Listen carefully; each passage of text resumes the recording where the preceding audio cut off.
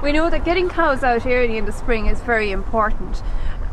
Moore Park research has shown that this adds a value of €2.70 per cow per day to have cows out in the spring. This is achieved through lower feed costs and better milk composition. To put this in context, this means an extra €400 per day to the Curtains farm here.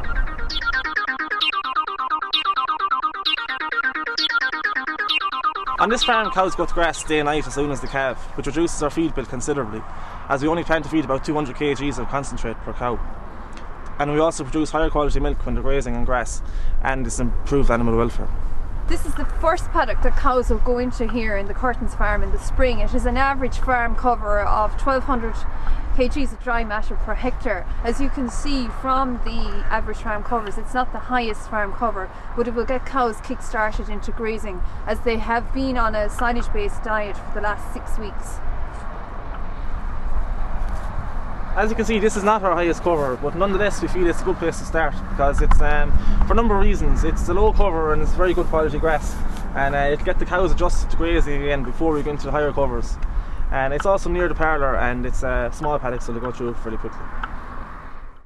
I walked the farm yesterday to get my farm cover of 812 kgs dry matter per hectare. I looked at my budget, which I completed last autumn, and found that my requirement was 690. So I know I've loads of grass and I can drive on now with confidence. The starting point is to get out and do the average farm cover on your own farm this week. Compare this to the grass budget which you've already prepared.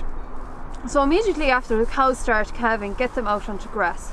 This grass has 87% DMD and 26% protein, which was recently tested.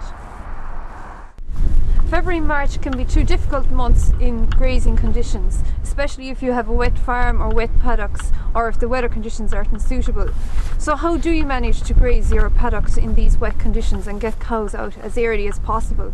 Well, first of all, you get a proper farm roadway, followed by plenty of access points to your paddocks. You can see from the Curtains farm here, it's very well laid out. The focus in the spring is to get your herd fully fed, along with grazing out your paddocks properly. As you can see, this is our heaviest cover at 1700 kgs.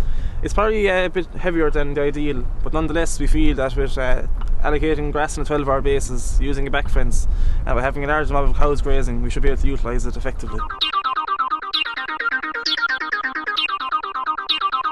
The immediate few days after a cow calves, her dry matter intake is only 2 to 3 kgs of dry matter per cow per day.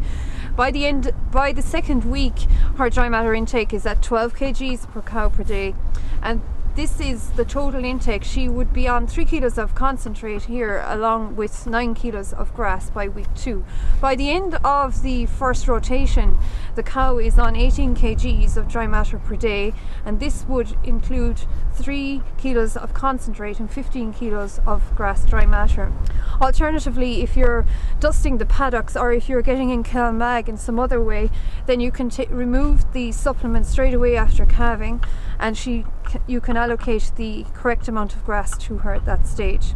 This will ensure that the cow is fully fed and be in proper condition, along with grazing out the paddocks properly.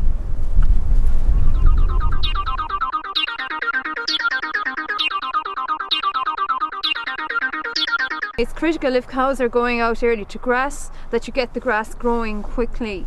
75% of this farm is receiving half a bag of urea at the moment, that's the middle of January, per acre.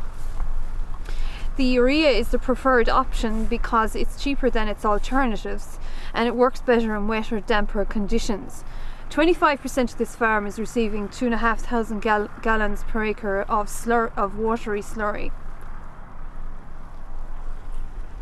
2,500 gallons per acre of watery slurry is the equivalent of a half bag of urea per acre. This is one such paddock that's getting the slurry. It's got a cover of 400 kilos and hasn't been grazed since late autumn.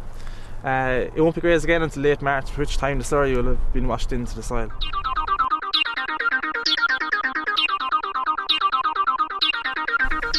Many of you will have paddocks on your farm at this stage that will only have a lower cover of 400, and they will not grow much over the next couple of weeks. Such as this paddock here has been stopped since the middle of November, and there's only a cover of 400 on it. And it also has open patches such as this here. So the plan here would be to get in with the cows over the next 2 or 3 weeks and graze the paddock out so that it can get kick started and grow for the rest of the spring.